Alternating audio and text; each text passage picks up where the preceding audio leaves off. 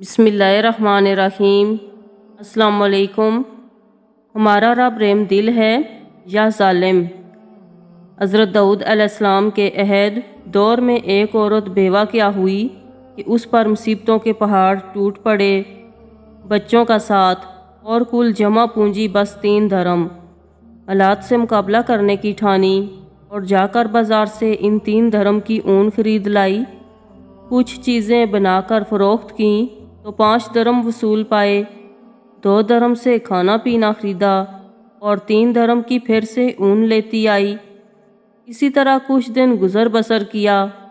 एक दिन बाजार से खाना पीना और ऊन लेकर घर को लौटी। ऊन रखकर बच्चों को खाना पीना देने लगी कि एक परिंदा कहीं से उड़ता हुआ आया और ऊन उठाकर ले गया। औरत के लिए अपनी कुल कायनात का यूं लुट जाना सुहाने रूह था। मुस्तकबिल की हौलनाकियों से खौफजदा और गम और गुस्से से पागल सी होकर रह गई। दूसरे दिन सीधा दाऊद अलैहिस्सलाम के घर गई और उनको अपना किस्सा सुनाकर एक सवाल पूछा, क्या हमारा रब रहमदिल है या जालिम? सैयदना दाऊद अलैहिस्सलाम औरत की दर्द भरी कहानी सुनकर परेशानी के आलम में कोई जवाब देना ही चाहते थे कि दरवाजे पर दस्तक हुई। जाकर पूछा तो 10 अजनबी अशखास को खड़े हुए पाया। उनसे आमद का मकसद पूछा और माजरा पूछा तो उन्होंने कहा, हज़रत हम समुंदर में सफ़र कर रहे थे। हमारी कश्ती में एक सुराख हो गया। पानी तेज़ी से इसमें बढ़ रहा था कि हमें हमारी मौत साफ नज़र आ गई।